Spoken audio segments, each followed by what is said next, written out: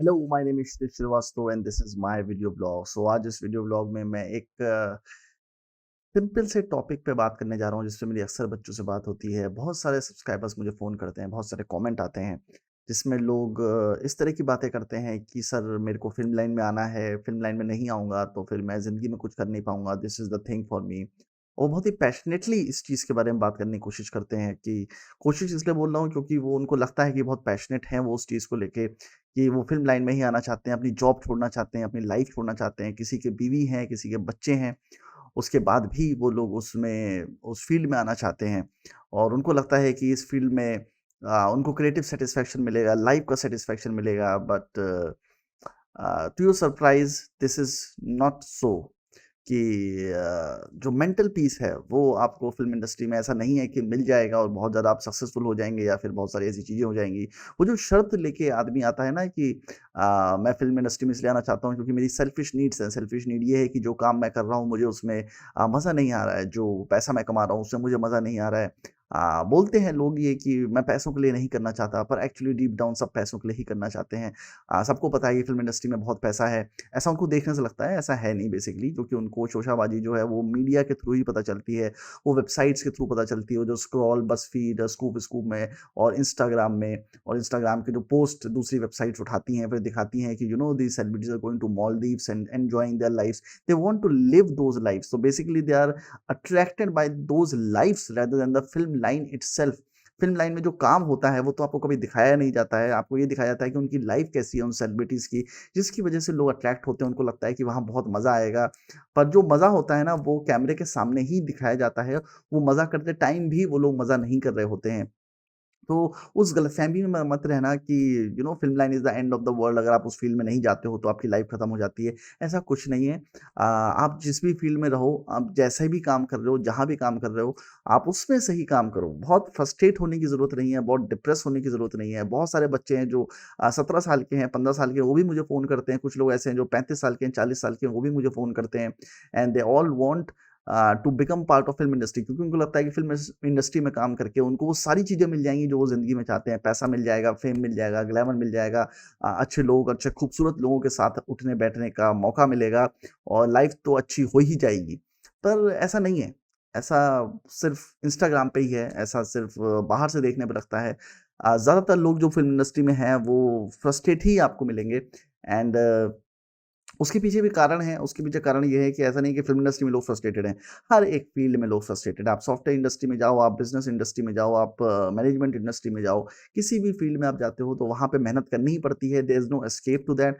आप मेंटली परेशान होगे, that is a true fact कि आप किसी भी फ़ील्ड में जाते हो आपको मेंटल टेंशन होती है, एंग्ज़ायटी होती है, ये सारी चीज़ें हर जगह एग्ज़िस्ट करती हैं। फ़िल्म इंडस्ट्री में थोड़ी ज़्यादा है क्योंकि वहाँ पे रिस्क ज़्यादा है तो ज़ाहिर-सी बात है वो इंडस्ट्री स्ट्रक्चर्ड भी नहीं है, तो टेंशन भी ज़्यादा रहते हैं वहाँ पे। तो बिल्कुल इस चीज़ को सोचने की ज़रूरत नहीं है कि अगर मैं नहीं गया तो मेरी लाइफ़ ख़राब हो जाएगी या मैं जो चीज़ करना चाहता हूँ मैं कर नहीं पाता। आप वो करना चाहते हो फ़िल्म लाइन में ये भी गारंटी नहीं है क्योंकि हो सकता है आप जाओ वहाँ पे और साल भर के बाद आपको पता चले कि okay I am not enjoying this, so I have to move back to my job. और ये बहुत लोग करते भी हैं ऐसा कि वो साल भर, 2 साल अपनी जॉब छोड़ के जाते हैं, मुंबई में स्ट्रगल करते हैं, कुछ बनने की कोशिश करते हैं, फिर नहीं बन पाते हैं तो वापस अपनी जॉब पे लौट के जाते हैं, then they realise that it is not that easy. See there are certain rules जो इंडस्ट्री में वर्क करते ही करते हैं, वो ये है कि आपके कॉन्टैक्ट्स होते हैं तो आपको काम ईज़िली मिलता है। Talent is not something which uh, is too prevalent in the industry. और टैलेंट बहुत ही वेग वर्ड है। लोगों को लगता है कि just because they can do something they are very talented and they should get the opportunity. But this is not how this world operates. Just because you think it you are talented, just because some people around you have told you that you are very talented about this particular thing doesn't mean you will get the job, doesn't mean you are going to sell. See, ultimately जो art has no meaning in itself until unless it sells and brings the revenue.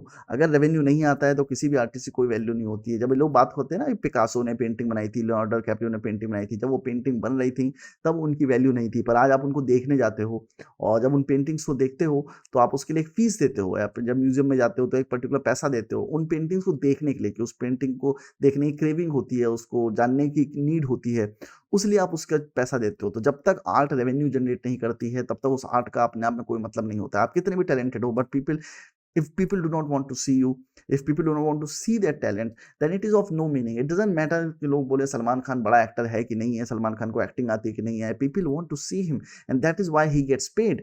And this is the law of the world, that you get branded by the number of people who want to see you, who want to see your talent.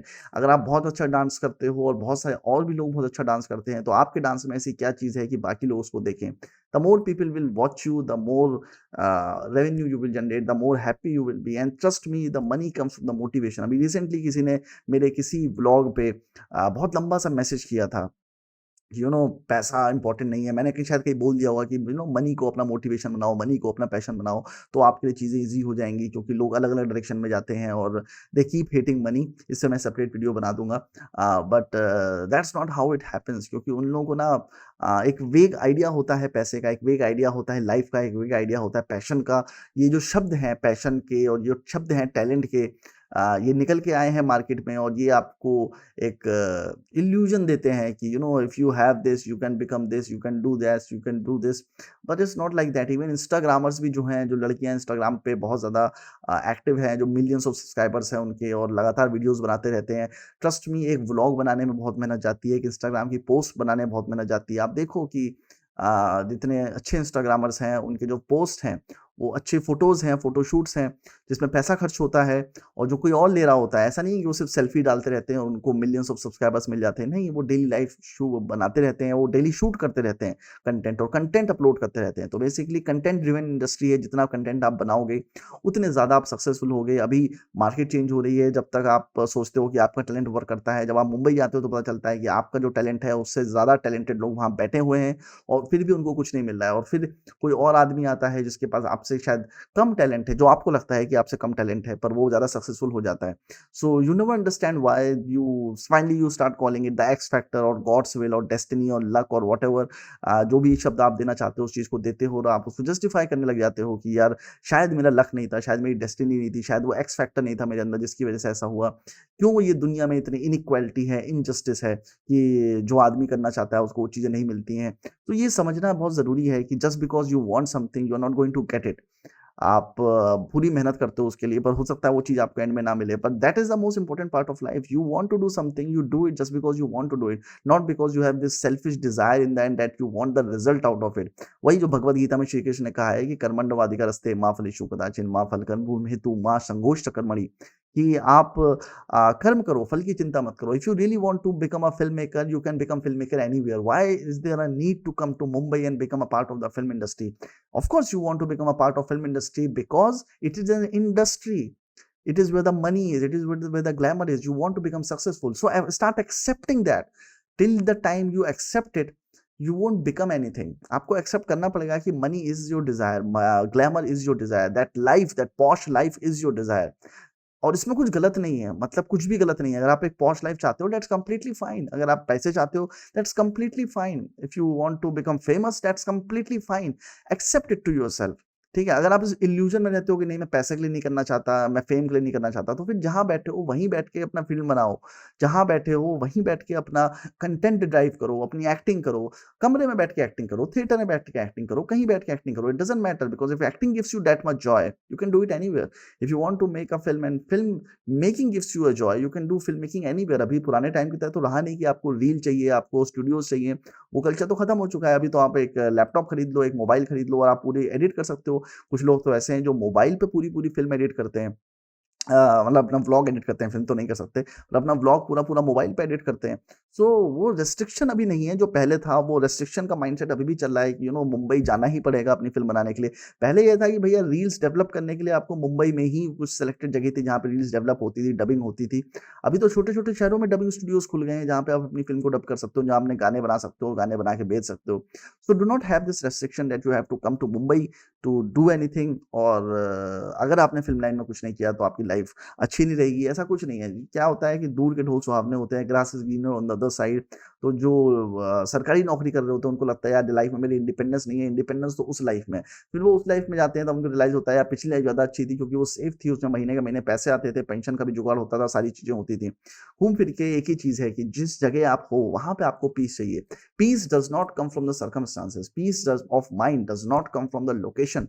Peace of mind does not comes from the right job. Peace of mind comes from when you decide that wherever you are, you're going to excel into it. आपका mindset बहुत important है। आपके external circumstances matter नहीं करते, आपके inside mind में क्या चीजें चल रही हैं वो मैटर करती हैं। तो उस पर फोकस करो कि जहां भी आप हो वहां पे अच्छे से परफॉर्म करो।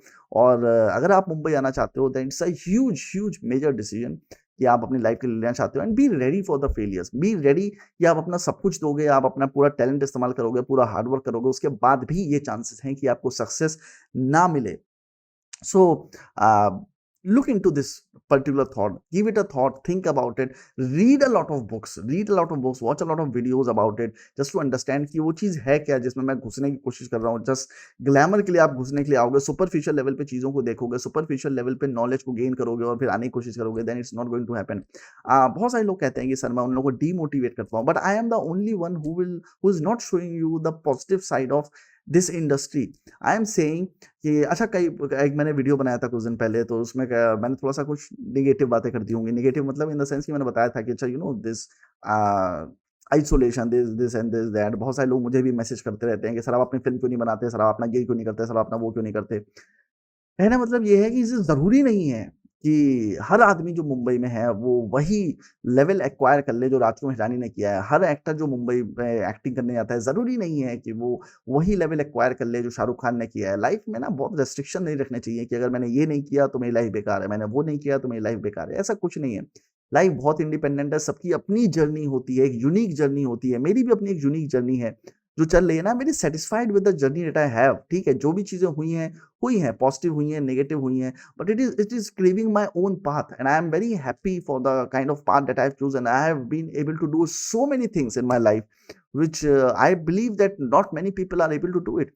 I have taught in film school and I have made films, I have worked on film sets, I worked in a software industry and I've traveled a lot and I have done everything that I ever wished for. मतलब कि बहुत सारी चीज़ें ऐसी हैं, जब आप grateful होने की कोशिश करते हो तो आपको समझ में आता है कि बहुत सारी ऐसी चीज़ें हैं जो आपने नहीं करी हैं, पर ऐसी बहुत सारी चीज़ें हैं जो आपने कर ली हैं और आप उसके लिए कभी ग्रेटफुल फील नहीं करते हो। तो आई फील वेरी ग्रेटफुल कि मैंने ये सारी चीज़ें करी हैं और मैं आपको ही बोलूँगा कि बिल्कुल भी परेशान होने की ज़रूरत नहीं है। जहाँ भी आप हो, जैसे भी हो, try to be happy in that situation.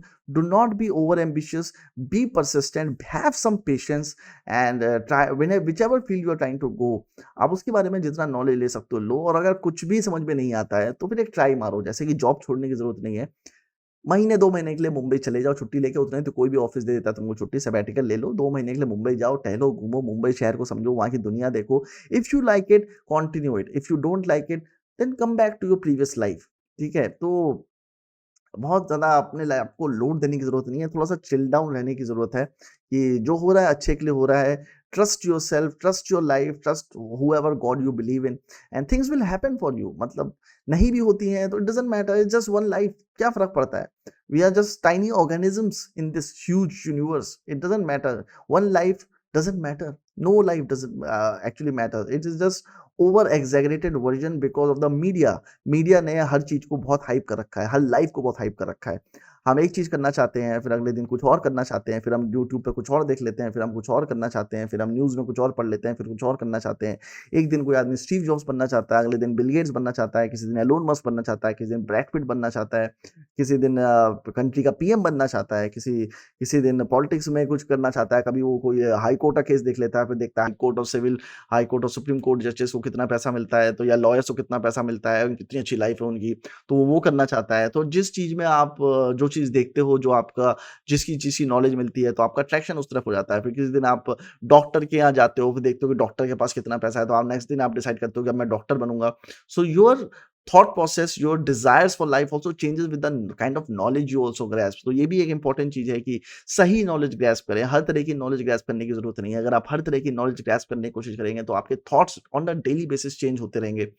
और वो प्रॉब्लम नहीं है उसमें, आप थॉट डेली बेसिस पे चेंज करो, क्योंकि अगर आपके थॉट डेली बेसिस पे चेंज हो रहे हैं, इसका मतलब है कि आप इन्फॉर्मेशन गेन कर रहे हो, आपकी लाइफ में चेंजेस आ रहे हैं, इट्स कंप्लीटली फाइन। बट इसीलिए कहते हैं ना कि गोल सेट करना बहुत ज़रूरी है। व्हाई गोल सेट करना ज़रूरी है? क्योंकि एक बार आप अपने गोल सेट कर लेते हो, तो भले ही इधर-उधर से कितनी नॉलेज आती है, कितना डिस्ट्रैक्शन होता है, once you read again those goals जो आपने लिखे हैं अपने लिए, you again get back on the track. So आपका जो माइंड है वो एक्सटर्नल सर्कमस्टांसेस से बहुत ज़्यादा चेंज होता है। एक्सटर्नल नॉलेज जो आपके दिमाग में जाती है, उससे आपका माइंड बहुत चेंज होता है। इसीलिए ये लिखना ज़रूरी है कि okay, this is what I really want to do with my life. These are the things that I want to acquire in life. These are the things that I wanted to do in my life. So when you read that goal book that you have set for yourself every day, तब आपको हर रोज ये remind होता है कि okay, कितना भी distraction आए, this is what I really want to do, this is what I have decided upon, and you keep on doing that. So this is what I wanted to tell you about in this vlog, कि परेशान होने की ज़रूरत नहीं है, बिल्कुल chill रहो, और जो चीज़ कर रहे हो परसिस्टेंटली करो, बहुत जल्दी सब कुछ एक्वायर करने की कोशिश मत करो, एज को लेके परेशान मत हो, चीज़ों को लेके परेशान मत हो, दुनिया में जो नेगेटिविटी चल रही है उसको लेके परेशान मत हो, कोरोना को लेके परेशान मत हो। कोरोना जैसी बड़ी-बड़ी चीज़ें इंडिया इंडिया और दुनिया के अलग-अलग कंट्रीज़ झेल चुके हैं। प्लेग हुए हैं और एपिडेमिक्स आए हैं, इंडस्ट्रियल रिवॉल्यूशंस हुए हैं, वर्ल्ड वॉर हुआ है, सब कुछ दुनिया ने झेल लिया है, ह्यूमन सिविलाइजेशन ने झेल लिया है, तो it's is not a big deal. आज जो हो रहा है कोरोना के चक्कर में, आज से 5 साल बाद याद किया जाएगा कि एक इंस्टेंस था हिस्ट्री में जब ऐसा कुछ हुआ था। जैसे और इंस्टेंसेस हम पढ़ते हैं हिस्ट्री के, तो इतना परेशान होने की ज़रूरत नहीं। Just because you are part of it, you are thinking too much about it, do not think too much about it. Just do whatever the fuck you really want to do, and life will be very cool for you. So this is my vlog for today. Bye bye.